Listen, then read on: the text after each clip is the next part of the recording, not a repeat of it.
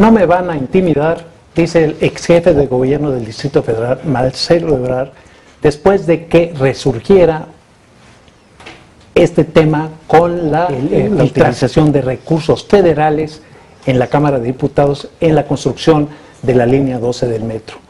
Estas palabras de Ebrard revelan que él piensa que es un asunto meramente político y que el gobierno de alguna manera lo quiere neutralizar. Y con él precisamente vamos a hablar del tema. Marcelo, muchas gracias por acompañarnos. Gracias a ti, muy amable. Día. ¿Cómo bueno, yo lo que veo es, a ver, tomas todo este tema? Sí, hace más de un año estoy sujeto a investigación. No es nuevo. O sea, ¿qué es lo nuevo de esta...? Lo nuevo es que piden sanciones, lo nuevo es que te van directamente contra ti, contra Delgado, contra Orcasitas. Es político. ¿Por qué te digo que es político? Porque cuando tú lees el primer lugar, digo que es político porque es un informe, un documento, proyecto de informe, que preparó el PRI solo. Ese proyecto no se discutió con nadie más. Ellos lo preparan, lo mandan a varios medios diciendo, este es el informe de la comisión, y citan a la comisión. Este es el modus operandi. Entonces, primero, respecto a cómo está elaborado el informe, ese es el tema, ¿no? Es de un partido, con un objetivo. Bueno. Pero llama la atención, sin embargo, que Sotomayor, que es miembro, y Rodríguez Doval, que también son... Pero ellos no conocían el informe. Lo dijeron ayer. Ayer no lo conocían. Efectivamente, es decir, pareciera como si lo apoyaran. No, absolutamente lo cuestionan. Sotomayor no. Bueno, Sotomayor incluso habló del robo del siglo, ¿no? Sotomayor dijo que tampoco conocía el informe y que necesitaban verlo antes. Ah, primero. Y luego ayer habló. A lo mejor hablaron con él, ¿no? Pero ese es Sotomayor. Sí, pero a ver, Rodríguez Doval también es del PAN. Pero para otra cosa. Bueno, okay, sí. Yo lo que te diría es el PAN, Movimiento Ciudadano, PRD, Morena, que se está por integrar a la comisión, y el PT no conocían el informe. Entonces, es un informe elaborado por el PRI y enviado a los medios con ese propósito. Bueno, segundo, cuando lees el informe, mucho de lo que trae son versiones periodísticas, dice. Te voy a poner un ejemplo. Dicen, hay unas tarjetas, versión periodística de que el director del metro entonces, el ingeniero Bojorquez, mandó al jefe de gobierno diciéndole que eran mejor los neumáticos. Nada más que hay dos cosas. Fíjate tú que la comisión en esta elaboración, el PRI, no tomó en cuenta. Primero, hay un dictamen del metro que dice que sea férreo. Dictamen, no opinión, de septiembre del 2007. Y segundo, Bojorquez estuvo en la asamblea 5 horas explicando por qué era mejor férreo que neumático. Pues no se tomaron la molestia de leerlo. 5 horas estuvo en la asamblea legislativa. Y como eso te puede dar otro muy importante. Te dicen, es que hay asignación de recursos que están mal y que no debieron haberlos hecho, que están por encima, que están fuera del contrato, que quién es que... Hay 5 auditorías de la Auditoría Superior de la Federación que implican a más del 70-80% de los recursos federales utilizados. Recogen algunas de las observaciones de la auditoría, pero no te ponen que fueron solventadas, que la auditoría les dio por solventadas, el viejo truco. Entonces es un manejo político tremendo. Bueno, ¿qué estoy pidiendo? Pues déjame ir a la comisión, y ahí lo discutimos, me llevo mis documentos. Por ejemplo, en el caso de los trenes no tienen recursos federales y se meten al tema de los trenes, está fuera de su ámbito de competencia. Todo eso es político. ¿Cuál es el objetivo? Pues defenestrar políticamente. Entonces lo mandas a la PGR y dices, el responsable principal es el que era jefe de gobierno, lo cual suena muy lógico para cualquier ser humano. Es decir, yo por eso no me he negado a rendir cuentas, ¿no? O sea, no estoy esgrimiendo, yo no tengo nada que ver, no. A mí investíguenme, vale. Nada más díganme qué hice yo mal. O sea, y lo mandas a la PGR. La PGR, yo fui denunciado el año pasado por 2 asociaciones del PRI, en junio. Y la PGR a mí no me ha llamado, ninguna autoridad me ha llamado. Sí, eso llama la atención, pero no todos son versiones periodistas. Yo le digo un periodista. Todos no. Yo digo, hay de la Auditoría Superior de la Federación, pero no te sacan las solventaciones, las manipulan. Yo te recojo perdón, hay un tema, Marcelo, que están utilizando incluso en las declaraciones que hacen, que es cotización del peso, del sí. dólar a 16 Sí. pesos con tanto tiempo de antelación. Sí, bueno, eso, primero yo les diría, está fuera de su ámbito de competencia y eso fue auditado por la Contraloría Mayor de Hacienda del DF, hoy Auditoría Superior, y recuérdate que ese contrato se votó en el Pleno de la Asamblea Legislativa. Bueno, hablabas de mercados a futuro. Explico eso. Normalmente cuando haces contratos a largo plazo que implican uso de dólares, tienes que fijar lo que se llama mercado a futuros. Esa es la razón, es decir, en 2 años ahorita de que se firmó esto, o entró en operación a este momento, pasaste de 12.80 a 12.90 y ya vamos en casi 15. Entonces quiere decir que si esta tendencia se mantuviese, hoy los futuros están más arriba, hoy los futuros están hasta 19 pesos, man. Si se firmara ahorita habría que ajustarlo al alza. ¿Esto qué quiere decir? Que en los próximos años, quizá en la segunda mitad del contrato, le va a salir a favor de, en este caso, el gobierno del DF, la diferencia en el tipo de cambio. Ahora, ¿Quién fija, por ejemplo, el banco, ese tipo que tienes de agente? Tipo de cambio a tantos años es el banco. Tiene que fijarlo el banco. Sí. El banco fue en este caso el que tú no lo fijó puedes a estarlo, 16 tú no puedes estarlo 16 pesos por fijando uno. discrecionalmente, pues el banco es el que es un agente que sale al mercado y consigue ese dinero. Hay una explicación de eso. Ya esa explicación se las dio Edgar Amador cuando fue. Edgar Amador es el actual secretario de Finanzas del doctor Mancera, y en su momento él conoció muy de cerca esto y él lo explicó, creo yo, satisfactoriamente el día que estuvo en la Cámara. Sí. Hay una versión, y te la pregunto y me apresuro porque no tenemos mucho tiempo, una versión que tiene fundamento en el hecho de que te hacen responsable, Marcelo, de filtraciones sobre la famosa Casa Blanca. Sí. Y que esto vendría a ser una respuesta que le da el gobierno federal a Marcelo Ebrard. Eso se ha manejado, sí, se ha manejado en varios medios, porque son versiones que efectivamente en la Cámara se están dando, y por altos funcionarios y del no gobierno. solo en la Cámara. Y por altos funcionarios del gobierno. Yo diría, mira, en primer lugar es absolutamente falso que yo hubiese tenido algo que ver con armarle un expediente al presidente y a su esposa, y lo de su casa. Eso me parece, está claramente acreditado, y si no se puede ver claramente, incluso en los accesos al registro público de la propiedad, el acceso a lo que es el expediente de la delegación, en fin, que es un trabajo periodístico, no es un trabajo en el que puedas organizarlo o se haya probado de algún modo que yo haya tenido algo que ver. Entonces me llama la atención la persistencia de esa idea o de esa interpretación, pero además, entonces eso vendría a respaldar lo que te estoy diciendo. Entonces, primero es falso, pero si lo están haciendo por eso, es un castigo político, una venganza política de algo que además es infundado, pero es eso, una venganza política. Ahí está. Claro, le decías a Carmen Aristegui también que es una forma de querer desacreditar una investigación periodística. Desacreditas, tiene varios objetivos. Desacreditas una investigación en este caso, unos periodistas, Carmen Aristegui y su equipo. Por otro lado, cambias el foco de atención de lo que es la casa, etcétera, etcétera, la pasas a un tema político que es quién lo filtró. Y tercero, de una vez te vas sobre alguien que no es alguien cómodo, pues que en este caso soy yo. Si yo fuera cómodo, no creo que me atacarían, menos con la virulencia de ese documento, del informe supuesto. Claro. Oye, más allá de las grillas o trasfondos políticos del tema, hablemos de la gente afectada. ¿Quién es responsable me acuerdo que utilizan la palabra desastre en la línea 12 del metro? ¿Tú consideras que hay un desastre allí en la línea 12 del metro? A mí me preocupa la afectación a la gente. Lo otro es un tema de qué adjetivo le quieras poner políticamente. Y yo decía, y ahorita lo diría, la información que tuvo el doctor Mancera para recibir la recepción definitiva es del 8 de julio del 2013, después de 7 meses de que entró su gobierno y operaron la línea. ¿Por qué tardaron 7 meses? Pues porque revisaron todo. A los 7 meses hizo la entrega de recepción definitiva y ahí se dice la línea es segura y operable.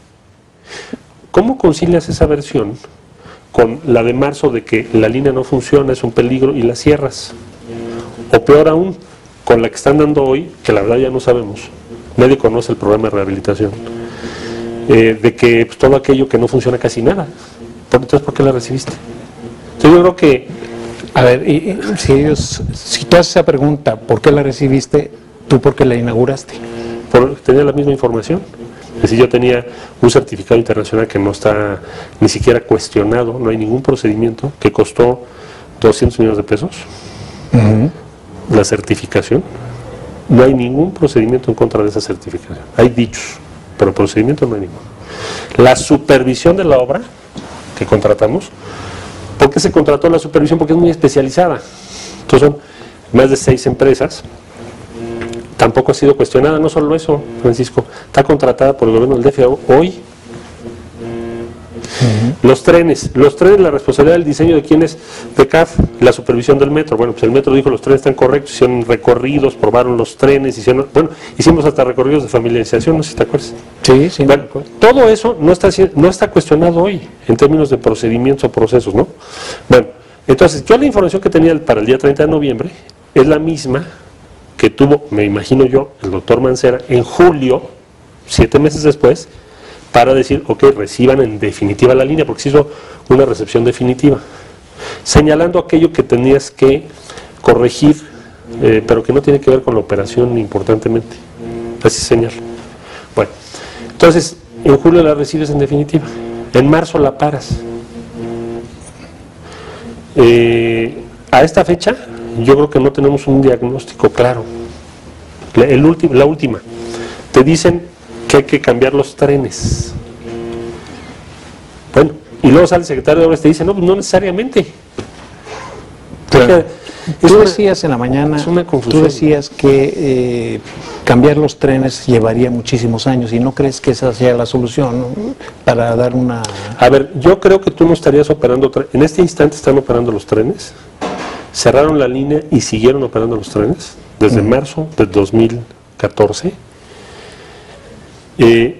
Normalmente lo que sucede en este tipo de cosas cuando hay desgaste ondulatorio es que le puedes hacer ajustes a la rueda, al riel, a la dureza, o sea, hay una serie de medidas que puedes tomar, pero que yo sepa, no existe una sola línea en el mundo, Francisco, que haya cambiado sus trenes. Cuando los trenes, el metro hizo las especificaciones, los recibió, los probó y los puso a funcionar. No hay un caso. ¿Qué casos hay? Cámbiale el buggy, ¿no? Que es ajustalo lo más elástico, cámbiale la rueda, en fin, si hay ajustes. ¿Por qué? Porque cuando tú pones a operar una línea y una interfase, entonces te das cuenta de una serie de cosas que pueden ocurrir. Pero eso no es corrupción, eso es un problema técnico que se ha venido agrandando. Entonces, ahora, fíjate tú los comentarios que se dan, que ¿por qué no es neumático? Pues hay un dictamen del metro, lo firmaron 20 gentes. Decían que lo queríamos asignar a los chinos, sí invitamos a los chinos. China es el país del mundo que más trenes está haciendo ahorita del metro. Bueno, no ganó, los chinos no ganaron, ganó CAF. Bueno, entonces, se entregan en julio del 2013, se para en marzo, y a esta fecha, ahorita, hoy, decía el presidente de la Comisión de la Asamblea Legislativa, Jorge Gaviño, decía, no tenemos el programa de rehabilitación, que nos lo manden, imagínate. Así está la cosa. Pero vamos a ir a corte. Te voy a hacer una pregunta. Si tú dices que esa es la información que te dieron y que esa probablemente fue la información que le dieron también a la nueva administración para entregar para recibir pues la línea 12, ¿quién es responsable de verdad de esta información que de toda evidencia pues resultó una información? La información que te doy yo es certificación internacional, supervisoras, la Universidad Nacional Autónoma de México, que me checó lo que es el tramo elevado, cimentación, instalaciones electromecánicas en el Instituto Politécnico Nacional. De estas supervisoras que te digo son 800 millones. Ahora, es evidente que no estaba bien fundamentada esa información. No están cuestionadas ninguno de esos documentos. Pero entonces, ¿cómo explicamos que en tan corto tiempo haya habido ese desgaste, por ejemplo? El desgaste ondulatorio se te presenta. Pero tenemos que ir a corte, desgraciadamente, y regresando nos das la explicación. Regresamos. Estamos de regreso con Marcelo Ebrard y vamos a abandonar un poquito el tema de la línea 12 del metro y entrar en algo que también estamos interesados en que nos dé su opinión. La gran pregunta es, ¿qué va a hacer Marcelo Ebrard en el futuro? ¿Hacia dónde va? La llegada de gente cercana a él como Mario Delgado a Morena es, digamos, un paso o un anuncio, un preludio de su posible paso también a ese partido que encabeza Andrés Manuel López Obrador. Sin embargo, ya Marcelo aclaró que por el momento él no tiene intención ninguna de salirse del PRD y que el futuro dependerá de cómo evolucionen las cosas en ese partido. ¿Qué tendría que hacer el PRD para que Marcelo Ebrard permaneciera en ese partido? Mira, lo que yo pienso es esto: hay muchas personas dentro del PRD que han pensado como lo que yo he venido sosteniendo, por ejemplo, que el pacto no debió haberse firmado, fue una mala estrategia política. No digo las reformas en sí, porque hay reformas que a lo mejor sí habría que apoyar, pero otras no. La cercanía al gobierno federal creo que ha sido otro error. El no hacer elecciones directas para renovar, elecciones directas universales para renovar el PRD. Entonces, hay que luchar por eso, ¿no? Hay que luchar porque el PRD esté encabezando, de ser posible, a la oposición en México. Ahorita tenemos una crisis muy grave. Desgraciadamente eso me da la razón a lo que he venido yo diciendo de que debiéramos hacer en el PRD. Digo desgraciadamente porque es a costa de una crisis mayor en el partido. El partido tiene de dos: o cambia o sí se va a hundir. ¿Quiere ser diputado Marcelo Ebrard? Me gustaría mucho participar. Sí. No lo digan porque luego me van a hacer otra comisión. ¿Te van a hacer otra comisión? Otra comisión investigadora. ¿Y necesariamente tiene que ser la coordinación? ¿Eso es negociable? Bueno, pues depende de quién vaya a ser el coordinador. Digo, porque ahí está apuntado Jesús Zambrano, tengo entendido, está apuntado también. No, está Costa, está Pablo. Costa, está Pablo, está... Primero veamos quién llega. Claro. Porque yo creo que el PRD en esta ocasión va a tener menos diputados. Y la pregunta es... Pero entonces entraría por el vía la plurinominal, o sea, casi seguros, ¿no? Sí, pero te vas a un grupo parlamentario más pequeño, ¿no? Sí, incluso bueno, las plurinominales, la lucha por las plurinominales va a ser de pronóstico. En general, digo, en el PRD y en los demás, pero en el PRD va a ser muy grande. Entonces, hay que ver la coordinación para qué. ¿Cuál es el objetivo de la coordinación? ¿Vas a hacer qué? Un partido, vas a tener menos influencia, porque el PRI más el Verde probablemente van a tener 40% según las encuestas.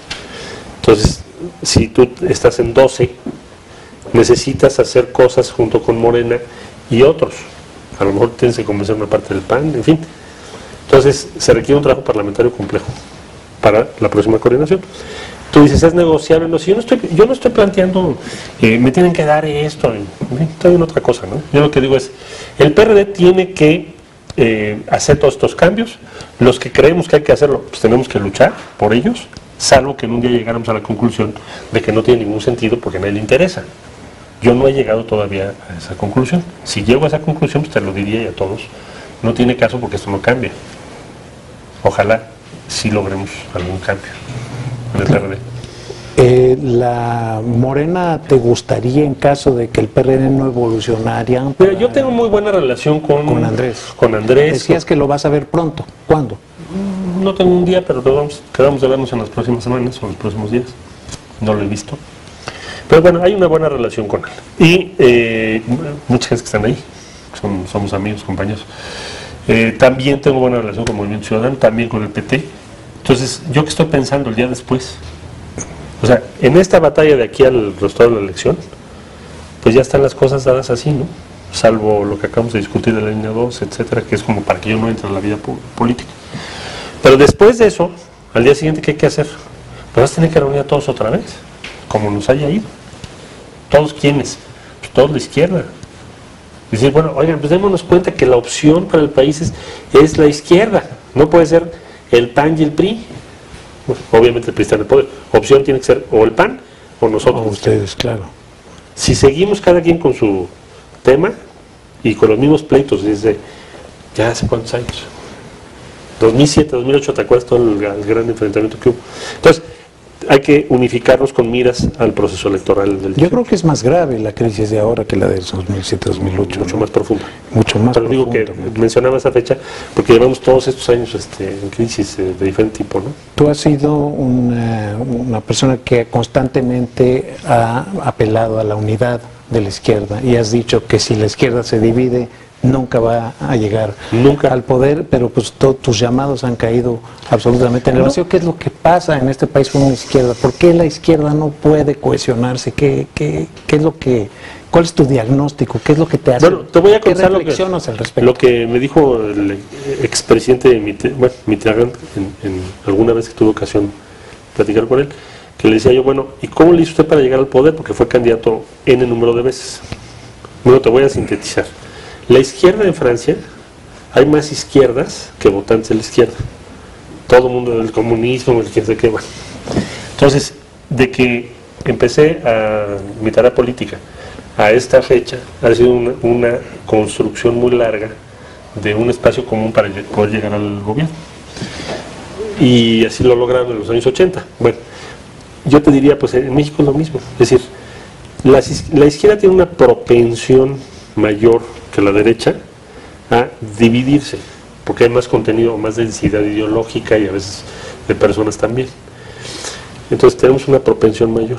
Sin embargo, si tú ves la historia de la izquierda mexicana, hasta esta fecha siempre fue unirse, cohesionarse, Partido Mexicano del PSUV, etcétera, etcétera, el Frente PRD. Esta es la primera vez después del ciclo, un ciclo muy largo, en donde vas a una división como la que estamos viviendo. Entonces va a ser urgente, pasada la elección de este año, que inmediatamente podamos hacer algo para empezar a unificarnos de nuevo. O entonces tener un rol marginal. Bueno, pues entonces, ¿de qué se trata? Claro.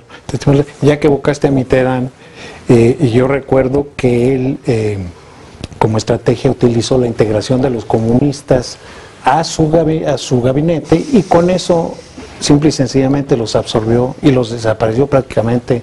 El Partido Comunista se redujo a su mínima expresión. Tenía 4 ministros del Partido Comunista, si mal no recuerdo. Que eran los más dificilosos. Que eran los más dificilosos, lo que tú quieras, sí. Pero finalmente... Mitterrand tenía que hablar diario con ellos, no vais a renunciar, esas cosas. Le costó 25 años convencer al Partido Comunista. Sí. Que entonces el líder era Georges Marchais. ¿Te acuerdas? Sí, claro. Bueno, entonces ellos participaron y se pudo hacer una coalición de gobierno suficiente para ganar, pero los comunistas no habían querido participar. ¿Por qué? Porque decían ustedes, los socialistas son medio poco confiables, ¿no? No son de nuestra religión. Que ahí el comunismo era muy fuerte. Pues esa fue la derrota del comunismo ahí, ¿no? Sí. Y efectivamente se aislaron y demás. Pero fue hasta que ellos participaron que se pudo llegar al poder. Nosotros, hoy en día, frente al futuro, tenemos 2 cosas. Hay que unificar, pero hay algo más. Hay una crisis política en México muy profunda, hoy. El bono, vamos a decirlo así, de la democracia se está agotando. No creemos en los partidos, o no creen en los partidos la mayoría de la gente. Hay una crisis profunda. Entonces, la izquierda debería encabezar el puente de plata con la calle, con lo que es de sentimiento popular, en fin. Y eso es lo que habrá que hacer, pues enseguida a la elección, con miras al 18. No, sin duda, pero de acuerdo a las encuestas, bueno, Morena está capitalizando una parte del voto, de lo que sería el voto de castigo, pero el que mayor, digamos, raja le está sacando, a pesar de que también traen sus diferencias, es el PAN, si hacemos caso a las encuestas, ¿no? Pues el PAN tiene ahorita un desempeño que le está yendo bien, eso parece en las encuestas. No sé si sea la mayor capitalización del descontento. Pues digo, ellos son los que aparecen como... Pero el PAN siempre ha estado entre 25, 28, ¿no? Entonces están sus promedios. No digo que no sea importante, pero digo, está en su promedio. Ha subido, pues, ha subido, claro. Sí. Conforme a... Sí, ha subido. Yo diría, tienes razón, o sea, el PAN ha estado subiendo, Morena está subiendo, PRD está bajando, y tienes luego una parte muy importante que está creciendo, que pasa inadvertida desde las encuestas, que es lo que llamamos los independientes, ¿no? Y que luego... Pero los independientes, digo, las condiciones que les ponen para llegar... No, independientes me refiero al votante que está insatisfecho respecto a los partidos. Eso sí está creciendo y mucho, preocupantemente diría yo. Y ya lo notas en las encuestas, porque los que te contestan ninguno, no es porque no los conozcan. Cuando comparas conocimiento, los partidos, pues su conocimiento es alto. Pero la gente dice ninguno, uno porque quiere esperar candidatos, pero segundo porque no están de acuerdo con los partidos como están hoy en día. Entonces a lo que me refiero es que la izquierda debería de encabezar y representar ese sentimiento en las cámaras, en las reformas que va a haber y en la vida política del país. Y no convertirse en aristocracias o en oligarquías conservadoras, ¿no? Claro, tú señalabas el momento tan difícil por el que atraviesa el país, que pudiera ser también, y es una paradoja, oportunidad para los partidos de oposición, que oportunidad que a mi juicio no están aprovechando cabalmente ni el PRD ni el PAN, pero yendo más allá del interés partidario al país, el país en sí, pues lo que está sucediendo es muy lamentable, es muy triste y finalmente tu diagnóstico hacia adelante, ¿cómo lo ves? ¿Cómo podemos salir de esta crisis? Estamos al final de un ciclo de un paquete de reformas o de ideas económicas que se diseñaron por allá en los años 90. Digo al final de un ciclo porque en México una idea de ellos sustantiva era que había que hacer la apertura del sector energético, en fin, reforma laboral. Creo que ya hicieron todo su programa y el país no está creciendo. Entonces vas a necesitar una agenda distinta. Antes se decía, bueno, es que no hemos hecho la reforma. Entonces el caso es de que necesitas hacer en el país una agenda diferente, que ponga en el centro de todo lo que quieres hacer, reducir consistentemente la pobreza que tiene México. México está en 53% de pobreza. Estamos estáticos desde hace 20 años, en ese porcentaje. Entonces, tenemos que organizar una agenda alternativa sobre ese objetivo primordial. ¿Cómo vamos a reducir la pobreza y aumentar pues, todos nuestros sistemas de bienestar social y las posibilidades de bienestar en el país? Si no hacemos eso, estamos perdidos. México va a estar en un problema muy grave. Claro. Y finalmente, quisiera preguntarte, ¿cómo van tus relaciones con el jefe de gobierno? Se habla mucho, se especula mucho. ¿Con el jefe de gobierno actual? El actual, con Miguel Marcela. Bueno, simple y llanamente no lo he visto hace más de un año. ¿Pero te sientes atacado? ¿Te sientes acosado? Sí, ¿Te sientes...? Bueno, acosado no tampoco, pero sí veo una hostilidad y muchas campañas, no de él nunca me ha atacado de público, tampoco a él, claro. pero sí de colaboradores de él, algunos por agenda propia, como el actual director del Metro, que tiene el agravio, ¿te acuerdas que fue mi secretario? Joel Ortega. Joel Ortega, que lo movimos por el News Divine, pues es un agravio personal, ¿no? ¿Por qué lo moviste? La neta. Porque dijo una mentira y la Comisión de Derechos Humanos lo demostró y no estuve dispuesto a sostener eso. ¿Y cuál fue esa mentira? Pues que había habido una estampida y apareció un video, no sé si te recuerdas, que es cierto que el que cuando dijo esto asustó a los jóvenes, que había llegado la policía, pero la policía cierra la puerta de salida y eso provoca que haya una muerte. Entonces cuando tienes tú de por medio unos jóvenes que perdieron la vida, no puedes permitir eso. Hay que decir lo que pasó, ¿no? Entonces, en otras palabras, Joel Ortega mintió. Pues la versión que dio fue la de la estampida, no la otra, ¿no? Pues eso es mentir. Al menos no la dio completa. Sí. O no sé si él tenía conocimiento en ese momento. Pero lo que sí me queda claro es que fue eso lo que ocurrió. Al final del día te recordarás que la Comisión de Derechos Humanos presentó un informe imparcial. Claro. Y en ese informe fue lo que se señaló. Entonces yo por eso le dije, pues yo creo que debes retirarte del cargo. Tengo entendido que después le ofreciste un cargo y ya no lo quiso. Yo lo mandé a llamar y le dije, bueno, ¿por qué no regresas al trabajo al Secretaría de Trabajo una vez que queda claro que no tienes responsabilidades tú directas en los acontecimientos de orden penal y esas cosas, ¿no? Y me dijo que no. En dos palabras, ¿estás llegando a algún entendimiento con los chuchos en el PRD? Entendimiento en el buen sentido de la palabra, no de acuerdos en lo oscurito. Yo te diría mejor que antes, pues. Yo te diría que yo sigo en mi postura y ellos creo que están revisando la suya. O sea, no que yo gané, sino que lo que yo les dije de que el pacto era un error, etcétera, etcétera, etcétera, pues está demostrando que así es. La salida de Cuauhtémoc. Muy grave, ¿no? Muy grave para el PRD. Ese es el fundador del partido. Pues, desgraciadamente ya no tenemos más tiempo. Lo citamos para el próximo sábado, 18:30, en su Arsenal Televisión. Muchísimas gracias. Gracias a ti, Marcelo. Pues muchas gracias por su atención. Lamentablemente no tenemos más tiempo, pero se te agradece y vamos a hacer cita para después del informe a ver cómo sales. A ver qué se informe y a ver cómo ando. Muchas gracias.